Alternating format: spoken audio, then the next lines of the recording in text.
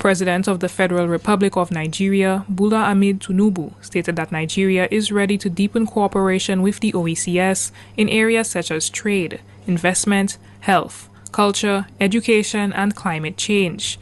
President Tinubu announced Nigeria's readiness to extend its technical aid corps services to OECS countries. I spent the last couple of days following the celebration that is going on in the beautiful twin island of Trinidad and Tobago. And this celebration is because of the state visit for the Prime Minister of India to Trinidad and Tobago. And it was so good to see the celebration of Indo-Trinidadians celebrating their Indian heritage and their ancestry.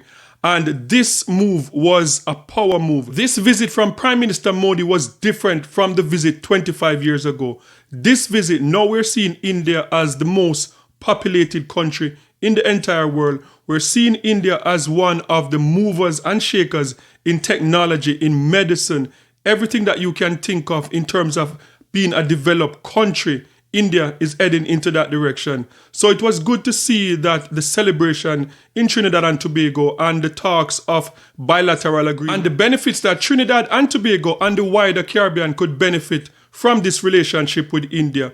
But on the other hand, not everyone was celebrating this move. When you look on the online space right across the Caribbean, people are questioning this move. People are talking about, what about Afro-Trinidadians? People across the Caribbean were looking at this visit and saying that, look, this is the Prime Minister of India visiting Trinidad and Tobago and looking out for Indo-Trinidadian, and this will not benefit the other Trinidadians in any way at all.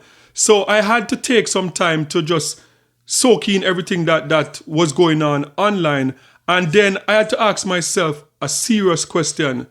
Are we hypocritical in the Caribbean? Are we hypocritical? Because the reason why I'm saying that is because just a few weeks ago, we saw the president of Nigeria visiting St. Lucia, and we saw the red carpet out for the president of Nigeria. We saw the African celebration, the president of Nigeria visiting the African diaspora. We saw cultural expression of Africa.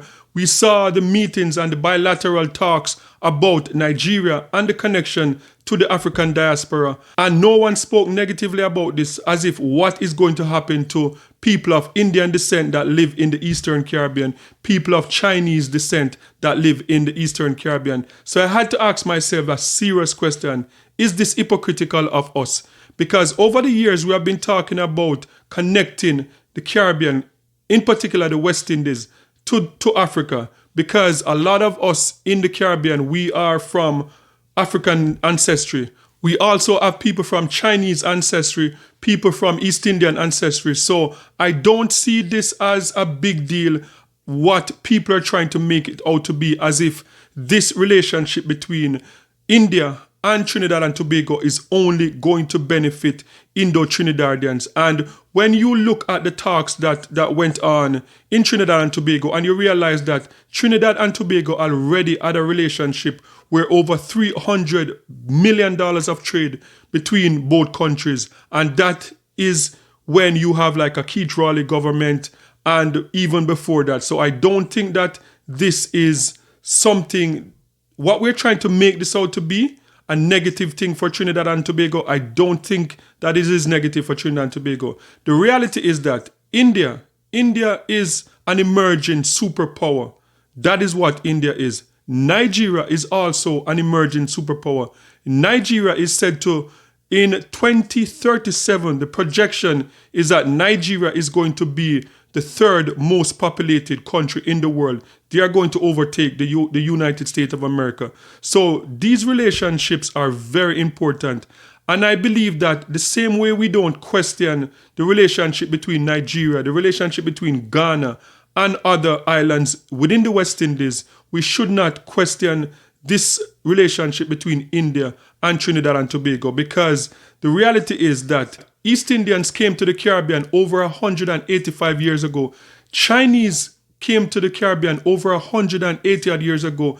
So we all make up this big, wonderful Caribbean, like a mixture, like what in Jamaica they would call it, out of many one people. So I don't see this as a big deal, that this relationship between India and Trinidad and Tobago is going to benefit only Indo-Trinidadians. So guys, sound off in the comment section and let me know your thoughts on this one. Do you think that people that are freaking out online about this state visit from the Prime Minister of India, that they are overreacting? Thinking that this relationship would only benefit Indo-Trinidadian, I don't think that is realistic. The same way our relationship, the bilateral deals that we're talking about with Nigeria and other countries across Africa will not only benefit Afro-Caribbean. So sound off in the comment section and let me know your thoughts on this one. And don't forget to like, share, and subscribe for more amazing content. Just off the coast of Venezuela, you will find a twin island nation called Trinidad and Tobago. Its population is smaller than Goa, but its history stretches all the way to Bihar. And this week, Trinidad looked and sounded a lot like India. There were Bhojpuri songs, dhol beats, ministers in kurtas and food served on traditional sohari leaves. Yesterday, the Indian Prime Minister landed in the island nation. But Prime Minister Modi's visit to Trinidad and Tobago was no ordinary diplomatic trip. It was a celebration of the two intertwined cultures. Our next report tells you more. That's Trinidad and Tobago, a twin-island Caribbean nation with a population smaller than Goa. If you squint hard enough, you might just see Patna. No, really, there's a Patna street in Trinidad. And yesterday it was echoing with the sound of Bhojpuri chautar and dhol beats.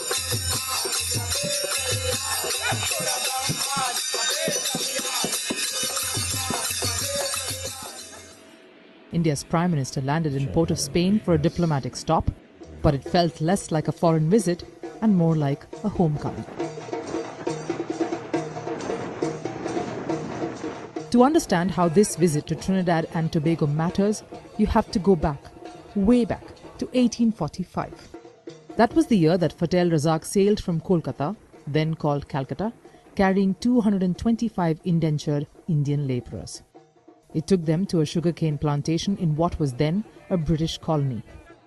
Over the next few decades, nearly 150,000 Indians followed, many from Bhojpuri-speaking regions in Bihar and eastern Uttar Pradesh. They brought with them their language, food, religion, and resilience. What they didn't bring, they rebuilt from memory. Today, nearly 45% of Trinidad and Tobago's population is of Indian origin. Many still speak a version of Bhojpuri. They celebrate Diwali and worship at Hindu temples. PM Modi is the first Indian Prime Minister to visit Trinidad and Tobago since 1999. This visit focused on trade, energy, technology and culture. PM Modi received the Order of Trinidad and Tobago, the highest honour of the country. He also held talks with President Christine Carla Kangaloo and Prime Minister Kamala Prasad Bisesar. He even called the PM Bihar ki beti, nodding to her roots in Buxar district. PM Modi also gifted her an Ayodhya temple replica and holy water from the Saryu River. At a state dinner, the Prime Minister was served on sahari leaves. That is traditional Bhojpuri-style plates made from sal leaves, still used at weddings and religious events in Bihar. So the food was Indian, the leaf was Bhojpuri, and the symbolism was unmistakable. But beyond the pageantry, the visit had strategic undertones. Trinidad and Tobago, with its booming energy sector, is one of the most developed economies in the Caribbean. It's also a crucial gateway to Latin America and a bridge to the African diaspora. India and Trinidad already share a most favoured nation trade agreement.